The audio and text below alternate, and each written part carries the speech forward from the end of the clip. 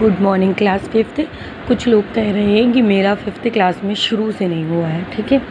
तो शुरू में आपको जो पढ़ाया गया है अब मैं उससे थोड़ा साइड रखती हूँ। जिन्होंने कर लिया है वो भी और जिन्होंने नहीं किया है वो भी।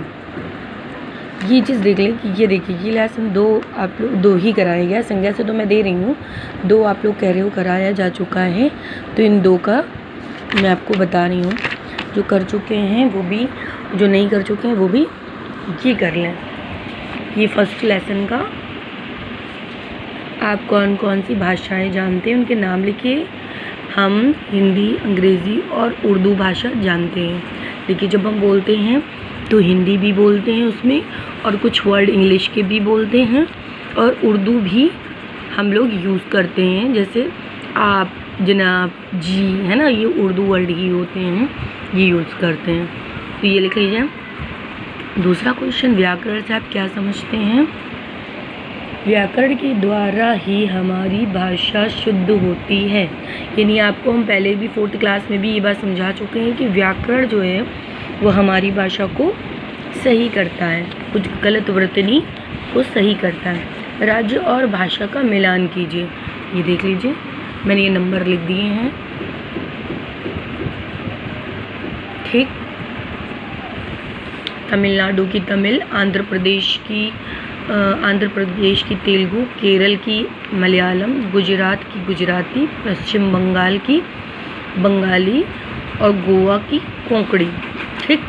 उसके बाद ये जो कॉपी लिखा हुआ है, कॉपी, ठीक, ऐसे कॉपी पे लिख लेंगे। निम्न देशों में बोली जाने वाली भाषाओं के नाम लिखिए।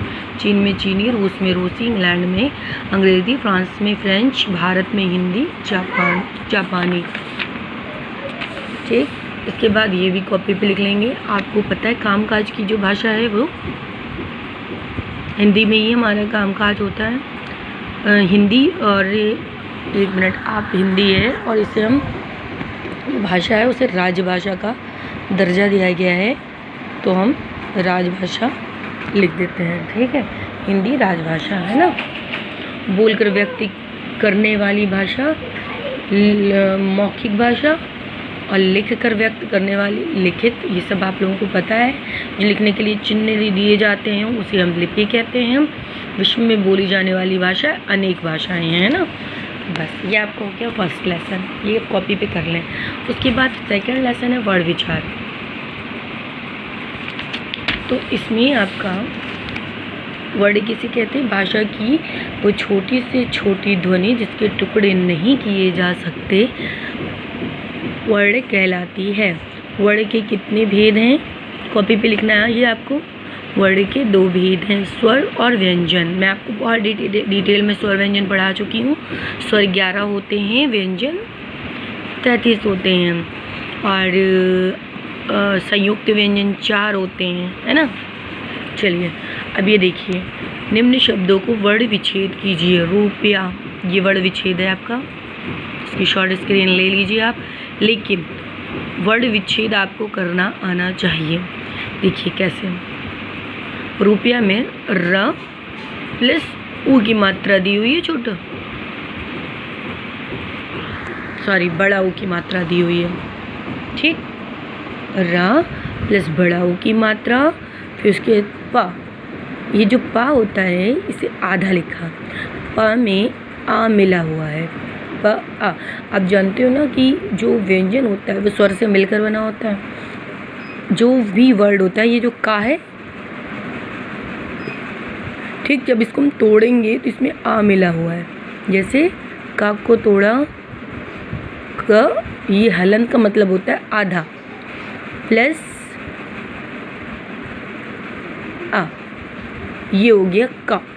आपको अगर समझ में आ गया होगा तो बहुत अच्छे से ही समझ में आ गया होगा। इसी तरह प हलन अ, प, रू, र, ओ। रा में तो मात्रा थी, अगर रा खाली होता तो भी आ निकलता की मात्रा, और प, या, आधा या में बड़ा आ की मात्रा लगी हुई है, रुपया।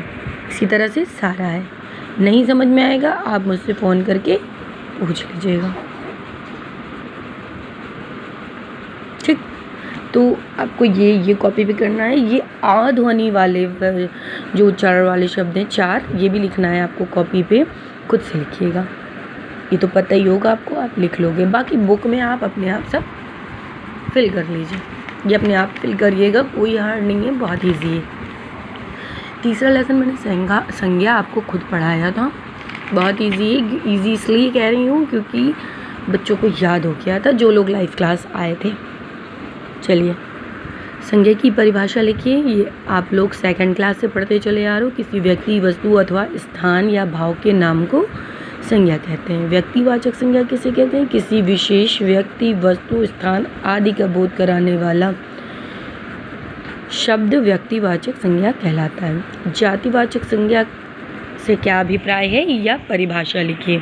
जातिवाचक संज्ञा के बारे में बताइए या क्या अभिप्राय है या परिभाषा लिखिए। मतलब आपको जातिवाचक संज्ञा के बारे में बताना है। जो शब्द किसी व्यक्ति, वस्तु या स्थान की संपूर्ण जाति का बोध कराए उसे जातिवाचक संज्ञा कहते हैं। ठीक।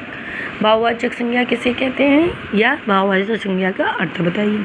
जो शब्द किसी चीज़, पदार्थ की अवस्था, दशा या भाव का बोध कराए उसे भाववाचक संज्ञा कहते हैं। ठीक। कॉपी पे 4 क्वेश्चंस। उसके बाद आप ये बुक में ही कर लीजिएगा, कॉपी पे करने की ज़रूरत नहीं है। आप ये करिएगा कॉपी पे, जिसके पास बुक नहीं है वो देख लें। निम्न शब्दों की ओर से भाववाचक संज्ञा बनाइए। तो इससे आपको भाववाचक संज्ञा शब्द बनाना है, बूढ़ा से बुढ़ापा। ठीक है, इस तरह से आपको ये इस तरह से नीचे ही नीचे करते चले जाना है। ठीक। आप इधर डालोगे संज्ञा और इधर डालोगे भाववाचक, इधर डालोगे शब्द, इधर डालोगे भाववाचक संज्ञा। बीच में लाइन खींचोगे, इधर ये लिखोगे और इधर लिखोगे। देख लीजिए ध्यान से। ठीक। ये भी खुद करना है आपको। मज़ेदार घटना वर्णन कीजिए, उसमें पल पल बदलते भावों को लिखिए। ये आप कॉपी मत करना, बुक पे कर लेना। ओके। 4th लेसन आपको लिंग पढ़ा दिया था, तो लिंग बहुत इजी ये भी है, लिंग भी आपको पढ़ा दिया। इसके भी क्वेश्चन आंसर कर लीजिए। लिंग किसे कहते हैं? शब्द का वो रूप जो स्त्री या पुरुष होने का बोध कराए लिंग कहलाता है या कराता है, उसे लिंग कहते हैं। लिंग इतने प्रकार के होते हैं। लिंग 2 प्रकार के होते हैं, स्त्रीलिंग और पुल्लिंग। ठीक।